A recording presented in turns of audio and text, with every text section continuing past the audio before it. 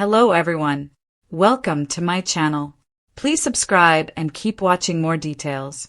Golden Bachelor sparks outrage after declaring he's not a feminist. The Golden Bachelor Australia's Bear Murden caused outrage when he awkwardly declared he wasn't a feminist during his hometown date with frontrunner Sunny. The 58-year-old real estate professional joined Sunny for a round of golf before being introduced to her daughters, Chloe and Penny, and Chloe's boyfriend, Brendan. Things took a tense turn almost immediately when Bear joked that Sunny was jumping the gun by calling him her boyfriend.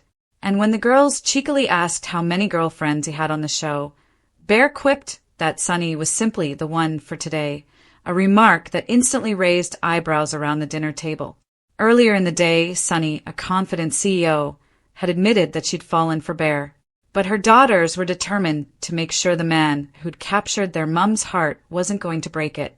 When Chloe asked what he considered his biggest flaw, Bear opened up about how he often compares new relationships to the one he had with his late wife, Audrey. While the admission was honest, it wasn't what shocked the family most. As dinner continued, Chloe and Penny revealed that their mother had been hurt before, that some men had been intimidated by her success, independence, and strong personality. Bear was quick to reassure them that Sunny's personality was not a problem, until Chloe threw him a question that sent the night spiraling. "Would you call yourself a feminist?" Without hesitation, Bear replied, "Am I a feminist?" "No." The blunt answer instantly changed the mood. The fact that he answered so confidently, it tells a lot about who he is as a person. Chloe said afterwards, "This is an absolute deal breaker. I'm not a fan of him anymore." The moment also revealed something else. Bear had no idea what the word even meant. "I come from a family of all boys, raising all boys," he later admitted in a piece to camera.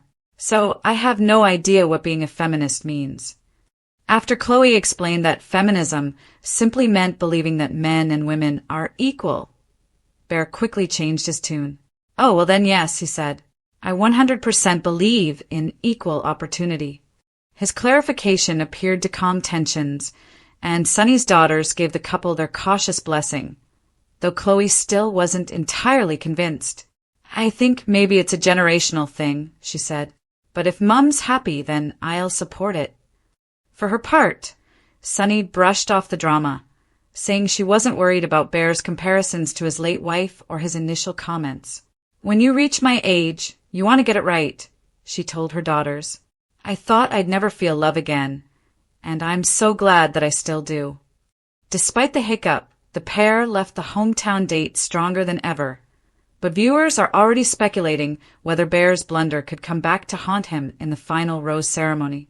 What was meant to be a heartwarming stroll through second chances has suddenly turned into a cultural minefield. The Golden Bachelor, a franchise built on the promise that love doesn't expire, is now facing its most uncomfortable conversation yet, after its leading man bluntly declared that he's not a feminist. In a genre known for dramatic roses and gentle nostalgia, the comment landed with a thud, igniting outrage, disappointment, and a fierce debate about what feminism means in 2026 and why it still matters, especially in spaces designed to celebrate women. The declaration came during a seemingly casual exchange, one that fans expected would drift into platitudes about respect and partnership. Instead detonated. Within hours, social media lit up with reactions that ranged from stunned disbelief to full-throated condemnation. Viewers weren't just upset by the words themselves. They were troubled by the context. This wasn't a dusty interview unearthed from decades past. It was said now by a man positioned as the romantic ideal for a group of accomplished, independent women who have lived full lives shaped by social change. The backlash revealed a fault line that the Golden Bachelor had, until now, carefully sidestepped. The franchise sells a comforting fantasy. Maturity brings wisdom, kindness, and emotional intelligence. But the comment forced audiences to confront a harder truth. That age does not automatically equal progress. For many fans, especially women who have navigated workplaces, marriages, and motherhood during eras of limited opportunity, The statement felt like a dismissal of lived experience. Part of the outrage stems from how loaded the word feminist has become, and how unnecessary that loading is.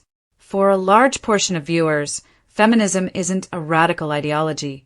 It's the simple belief that women deserve equal rights, safety, and respect. Saying, "I'm not a feminist," reads, to them, like a rejection of those values.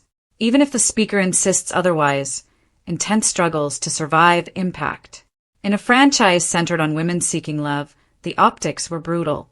Defenders of the Golden Bachelor were quick to jump in, arguing that he's entitled to his beliefs and that the term feminist means different things to different generations. Some suggested the comment was clumsy rather than cruel, a relic of a time when the label felt confrontational.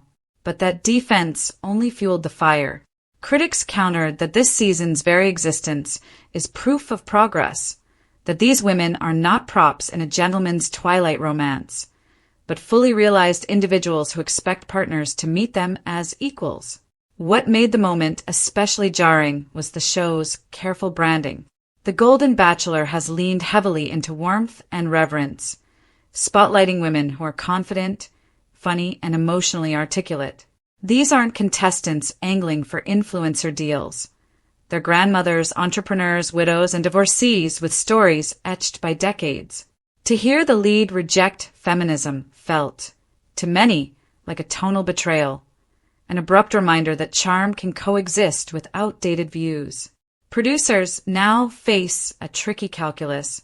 Reality television thrives on controversy, but this isn't a petty feud or a misdelivered rose. It's a values clash that cuts to the heart of the show's promise.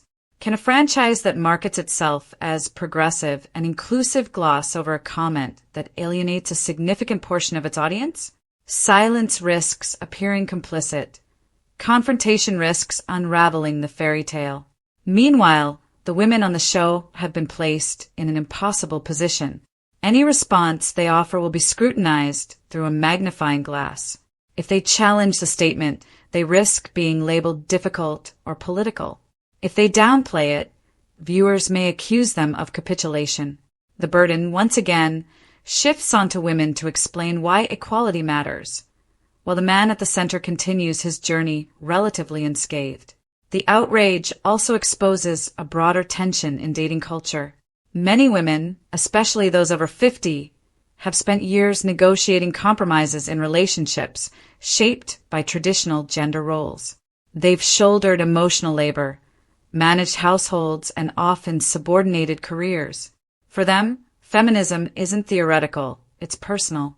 Watching a suitor dismiss the movement on national television reopens old wounds and raises a chilling question. Have we really gotten better at pretending? Interestingly, the controversy has sparked a surge of conversation among fans who hadn't previously considered the franchise political. Message boards are now filled with nuanced debates about language, intention, and accountability. Some viewers admit they never thought to ask their partners how they identify on issues of gender equality. Others are re-examining their own assumptions, realizing that kindness without consciousness can still perpetuate harm. There's also the matter of redemption. Reality TV loves an arc, and many wonder whether the Golden Bachelor will address the fallout with humility and growth. A thoughtful reckoning, one that listens rather than deflects, could shift the narrative. But a defensive stance would likely cement the outrage, turning a single comment into a defining legacy. At its core, this moment isn't just about one man or one word. It's about expectations.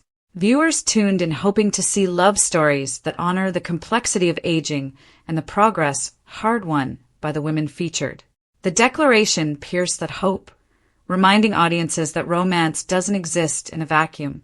Beliefs matter, words matter, and in 2026, saying you're not a feminist on a platform built around women's stories will always land as more than a personal preference.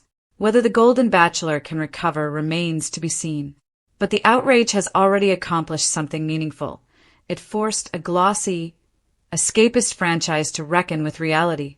And in doing so, it proved that even in the soft glow of golden hour television, the conversation about equality is far from over.